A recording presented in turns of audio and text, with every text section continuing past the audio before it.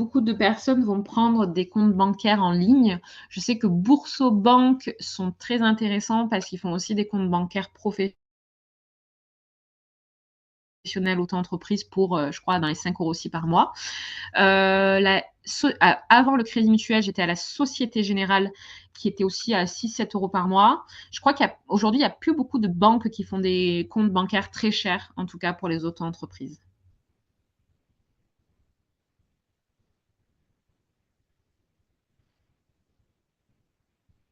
On peut commencer avec un simple compte de dépôt, mais au-dessus de 500 €, je crois, il faut passer pro.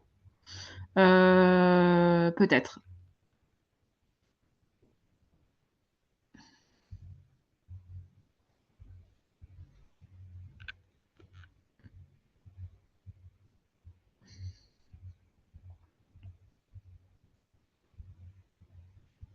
Après, là, moi, je suis obligée de changer de banque parce que j'ai, un crédit IMO qui vient de enfin, je commence mon crédit IMO et là, j'ai mes comptes bancaires professionnels, du coup, qui vont passer du Crédit Mutuel à la caisse d'épargne et ils sont beaucoup moins avantageux.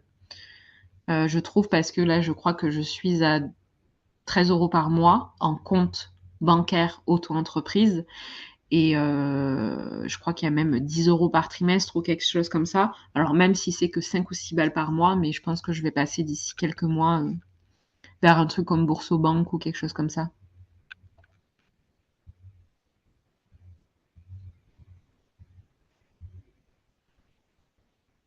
Après par exemple, bon moi pour le moment comme j'ai pas le seuil de TVA, j'ai par exemple demandé aucune carte bancaire professionnelle parce que c'est pas quelque chose qui me sert, quoi. Quand je passerai le seuil de TVA, je demanderai une carte bancaire. Mais voilà, c'est juste un compte où toutes mes factures arrivent dessus, en fait. Où tous mes clients me payent dessus et où je paye mon URSSAF. Bien penser également en auto-entreprise à votre CFE. Ça, c'est hyper important d'avoir un petit peu de trésorerie dans votre entreprise parce qu'au-dessus de 3 000 € de chiffre d'affaires par an, vous avez une cotisation foncière des entreprises.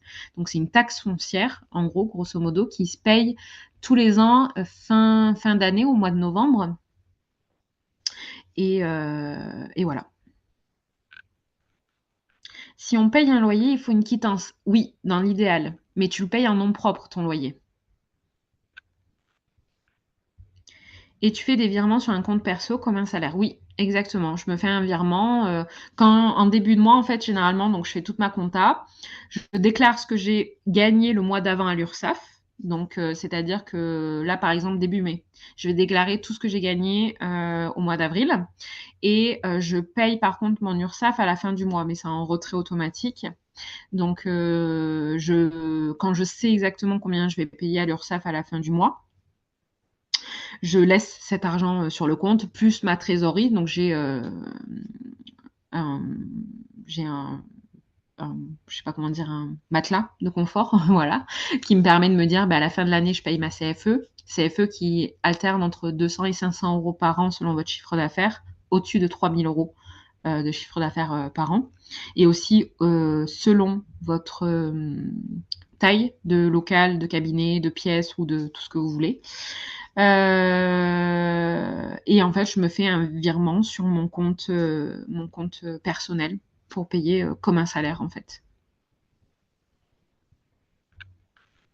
Je suis au Crédit Agricole et je paye 9 € avec la CB et le chéquier. Oh, c'est pas